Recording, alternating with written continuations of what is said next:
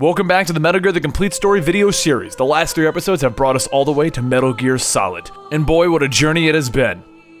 If you need a recap, make sure you click one of the 3 videos down below. Probably should start at the first one if you really haven't watched any of these videos. And, it'll help you out.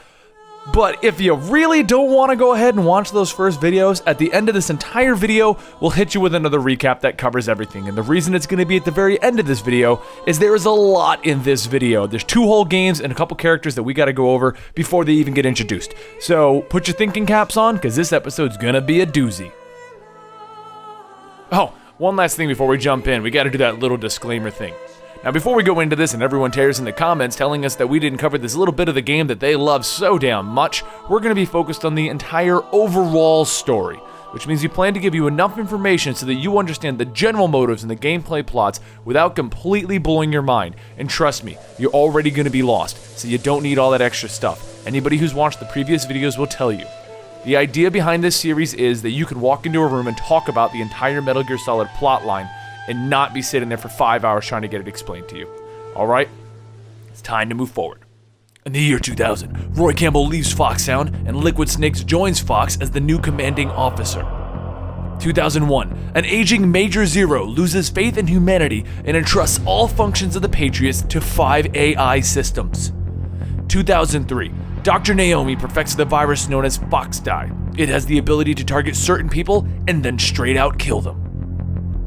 2005. This is it, folks. Metal Gear Solid 1 takes place here, the Shadow Moses incident. Okay, this one's gonna be a doozy. You see, when this was created, it was the beginning of the truly cinematic experience, and I'm telling you right now, they took full advantage of really being the first ones. So if you thought things were confusing before, I'm about to blow your mind. Alright, let's begin. During a routine training mission in a nuclear weapons facility on Shadow Moses Island, the new Foxhound, led by Liquid Snake. For those keeping score, this is Solid Snake's brother, the son of Big Boss, and another clone in an attempt to make a super soldier. And a battalion of genome soldiers, more soldiers enhanced genetically using Big Boss's DNA, but to a much lesser scale.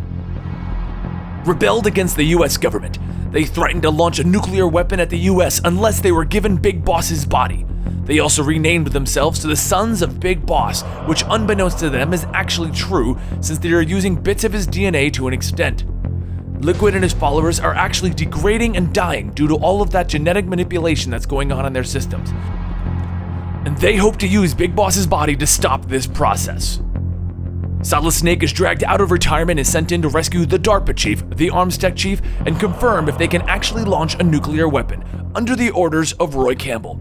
Another reoccurring character, once again, he is the Green Beret that Big Boss saved all those years ago. Both the DARPA chief and the arms tech chief die of heart attacks after meeting Snake. You see, back when they pulled Solid Snake out of retirement, they injected him with the FoxDie virus. That's the same FoxDie virus that was created to allow the US to kill targeted people. Solid Snake doesn't know that it's in his system, and the FoxDie virus will be a reoccurring theme from this point on. Snake also runs into our old friend Ocelot. Do I need to explain him again? Well, he's one of the members of the Patriots that met Big Boss way back in the first game. Ocelot is about to shoot Solid Snake when Gray Fox cuts his hands off. Who's Gray Fox? Well, he's Frank Yeager, saved by Big Boss in the 60s and supposedly killed by Solid Snake in Metal Gear 2. But not only is he back and cutting off people's hands, but he's a cyborg ninja now! Yep, he's an early test subject for the cyborg program. Well, with his hand cut off, Ocelot flees the scene and Gray Fox just vanishes like ninjas do.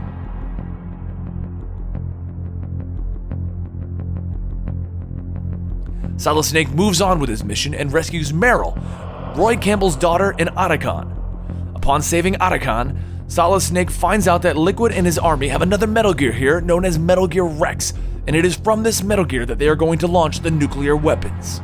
Solid Snake goes deeper in the facility and goes one-on-one with Metal Gear Rex while it's being piloted by Liquid Snake. In the end, the only way Solid Snake manages to win, though, is through Gray Fox jumping in and saving the day, which results in him being stepped on and crushed by Metal Gear Rex. See? That's why I made that joke about him being the gunk on the bottom of a Metal Gear. It all makes sense now, doesn't it? And if it doesn't, go check out, video 2, I think. Anyway, Solid Snake and Liquid Snake have a fistfight on the top of Metal Gear, and in the end, Liquid dies to the Fox Die virus. He just kinda has a heart attack and falls over. I know, it's kind of anticlimactic, but you really should see the cutscene where they do that. It's really kind of not anticlimactic, but it is anticlimactic. He just has a heart attack and dies. Solid Snake finds out that at this point, he's also a target for the Fox Die virus, and finds out that he is a target because Naomi, the woman who injected him, was avenging Gray Fox. She didn't know that Gray Fox had survived and became a cyborg ninja. While she regrets her decision, she can't cure Solid Snake, but does tell him that it could be years before he dies. Solid Snake once again retires and drives off into the sunset, unsure of when and if he'll die from the Fox Die virus. Following the events of the Shadow Moses incident, Ocelot begins to sell the blueprints for Metal Gear Rex to the black market. He also grafted Liquid Snake's hand where his missing one used to be. Cause, you lose a hand, you just find a random one that's been cut off randomly somewhere and you graft that particular one on your hand. That also makes sense, yes. Okay. Now, we're not going to go over a recap, but in Metal Gear Solid, basically what happened was Solid Snake defeated Liquid Snake and destroyed the Metal Gear Rex. Liquid Snake died, Big Boss is still being locked up by the Patriots are still doing their thing, unbeknownst to Solid Snake he's actually working for them, and at the end of the entire thing, Ocelot is missing his hand, so he took Liquid Snake's and grafted it on there. That's the gist of what you really need to know what happened in Metal Gear Solid, but don't worry if I said it too quickly or if you're lost. At the end of this video, we're going to go over everything, so you understand before we go into Metal Gear Solid 4. Now, we need to take a break from everything that I have told you for the last 4 videos, because we have to go over characters that you don't really care about. Okay, some people care about Raiden, but anyway, let's move forward. Alright, now it's time to take a break from the entire Big Boss saga and go down in history with Raiden and Solidus. You remember Solidus, right? He's that third clone, the one that was supposed to be perfect, but he hasn't really popped up at all. That's because in Metal Gear Solid 2, he's going to pop up. Now, there isn't any real dates behind any of this, so we're just going to drag out the information and just lay it out for you. Before moving forward though, Raiden is the hero of Metal Gear Solid 2 and Metal Gear Rising. Konami played a cruel joke and took Solid Snake out as the lead of the title. But our hero Raiden, while rather whiny in the second game, does have an interesting history and does redeem himself in Metal Gear Solid 4 and Rising. In the late 1980s, Solidus, working for the CIA at the time, was dispatched to Liberia to participate in their civil war. He had a few theories about his own existence and decided to adopt a small child to test his ideas.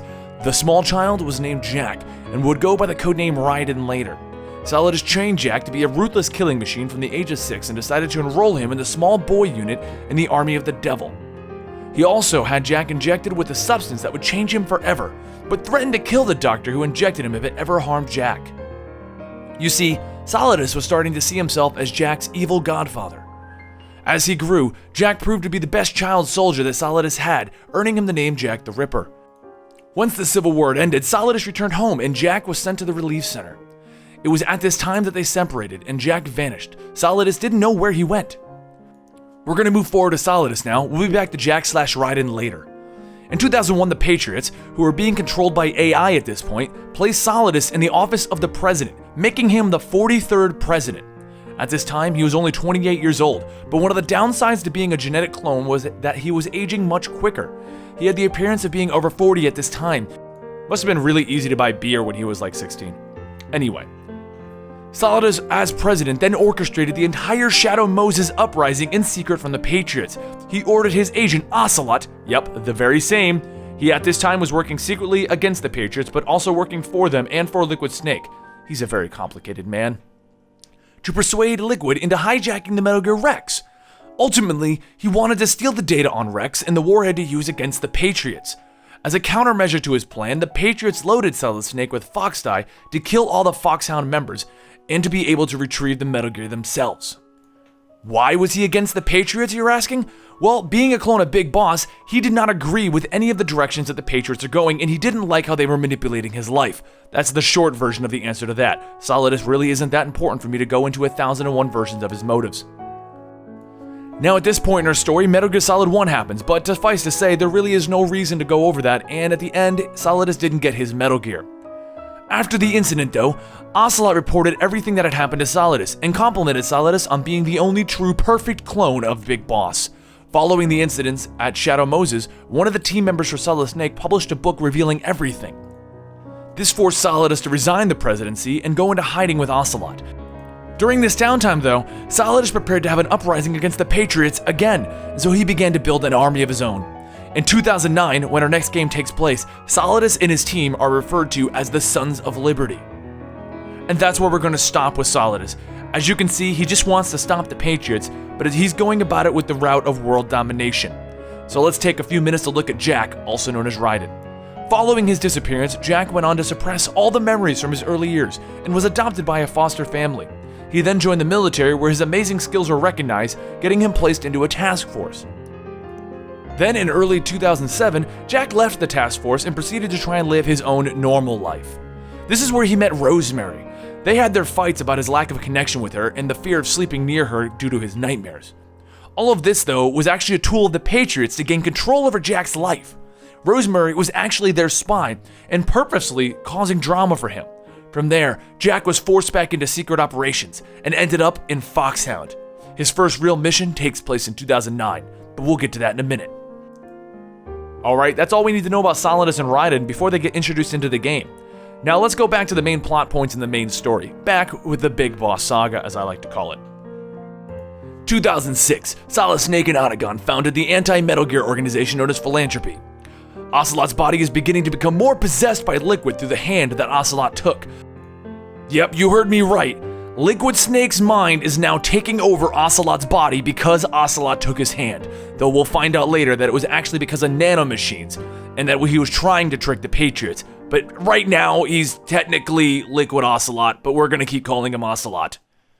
2007, the first half of Metal Gear Solid 2. On news that there is a new Metal Gear Ray being transported by an oil tanker, Solid Snake boards the ship in an attempt to stop it.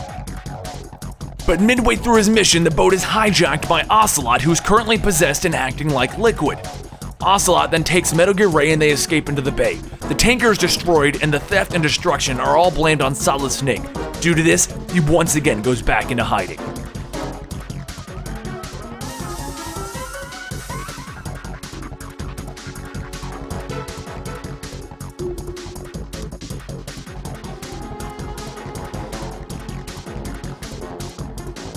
In 2009. This is where we left off with Solidus and Raiden, for those keeping track. The Sons of Liberty seize an offshore decontamination rig. The Sons of Liberty are the group led by Solidus in his fight against the Patriots. Jack, the child soldier that Solidus raised, we'll call him by his codename Raiden to keep this already confusing story confusion-free. Raiden is sent into the rig to stop the Sons of Liberty. While on the ship, Raiden learns that the oil rig is actually a giant Metal Gear and it houses one of the Patriots' AI programs. Oh, and he finds that Solid Snake is here too. I guess that's kind of important. Raiden and Solid Snake work together to try and plant a virus into the Patriots' AI, but Solid Snake is captured after they do it.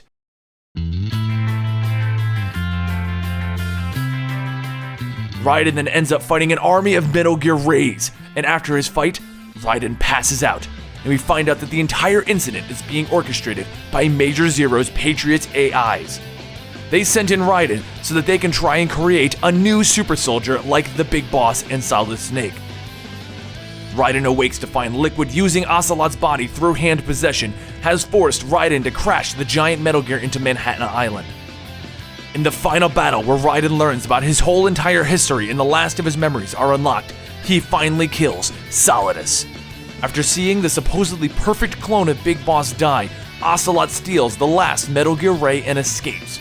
Raiden, after being manipulated and controlled by the Patriots, vows revenge on them, and Solid Snake goes into hiding. No big cliffhangers of this one. The big thing we found out at the end of this game I revealed much earlier in this series. Okay, so at this point you're probably really lost. Like really lost. We just went over Metal Gear Solid 1, we went over the entire back history of Solidus and Raiden, and we went over Metal Gear Solid 2. So let's give you one hell of a final recap before we enter our final story and our final game. Boss, the original idealistic soldier, is sent in to pretend to defect and find the location of the Philosopher's Legacy, a $100 billion fund. Big Boss is sent in to kill the supposed traitor and retrieve those funds. By defeating Boss, he's earned the title of Big Boss and turned the funds over to the US. After this, though, he learned that the boss was actually following orders given to her by the US and that she will forever go down in history as a traitor due to this. Everything up to this point was orchestrated by the Philosophers, a super-secret organization who's controlling the US and other major governments. Friends and allies of the Big Boss, Major Zero and Ocelot, begin a revolution whose entire purpose is to draw out the last of the Philosophers and the last of the Legacy so that they can take them. Upon killing the last of the Philosophers, Big Boss, Major Zero, and Ocelot now have $100 billion, an army, and the plans to build their own military-based nation. The three of them decide to form their own super-secret organization known as the Patriots and take control of the entire US government. Big Boss is then injured and slips into a coma. During this time, Major Zero takes his DNA and begins to experiment on it, using it to create super soldiers. They also begin to twist the original vision that the boss had to make their version of the perfect militaristic nation. Using Big Boss's DNA, Major Zero creates 3 children of Big Boss: Solid Snake, Liquid Snake, and Solidus. Big Boss awakens and is furious about everything that has transpired. He leaves the Patriots in the hands of Major Zero and Ocelot and leaves to wander the world. During this time, he builds up a new army, and using the original plans, he builds his own military-based nation known as Outer Heaven, the purpose of which is to go to war with Major Zero's Patriots. To prepare for this war, he begins to build a Metal Gear in Outer Heaven, and the US finds out about this and they send in Solid Snake. Once defeated, Big Boss flees to the Middle East and is presumed dead. At this time, Big Boss helps the Zanzibar land nation become independent, and then using this nation, Big Boss begins a power play to control all the oil on the planet. The goal is once again to progress his war with Major Zero, one of which has been going on for decades. Solid Snake once again goes in and defeats Big Boss, this time bringing him to the actual brink of death. The Patriots, who are still in control of the US government at this time, place Big Boss's body on ice. Major Zero can no longer trust humanity and places all the functions of the Patriots into the hands of 5 AI systems. Liquid Snake makes a return as he tries to hold the US hostage, demanding Big Boss's body, but he is killed by the Foxdie virus in Solid Snake's system. Ocelot has his hand removed and the now dead Liquid Snake's hand grafted in its place. Ocelot is still working against the Patriots from the inside. Solid Snake once again disappears with the Foxdie virus in his system, potentially going to kill him at any time. Solidus makes a play in the name of the Big Boss and attempts to stage an uprising against the Patriots. He is stopped by Raiden and Solid Snake, who placed a virus killing one of the Patriots' AIs, leaving them down with 4. Alright guys, I want to thank you again for joining us, especially for this massive episode that covers so many games. If you really are enjoying this series, please give it a like down below, give us a comment as to what your favorite part of Metal Gear Solid and Metal Gear Solid 2 was. As a matter of fact, if there's any parts of the story that we didn't cover and that you feel was important, say it in the comments down below. As you can tell, we're already at about 20 minutes, and I really just couldn't cram any more into telling you the plots of these games, but I'm sure that there's some people who want to know more about them. Let us know, please. Don't forget to go check out the Legend of Zelda series that's going. Very soon, once this ends, we're going to be starting the Dark Souls series. We're also working on our Kingdom Hearts script. So please, stick around for a while. There's going to be a lot more complete stories coming out, and we look forward to helping you understand all of these plot lines.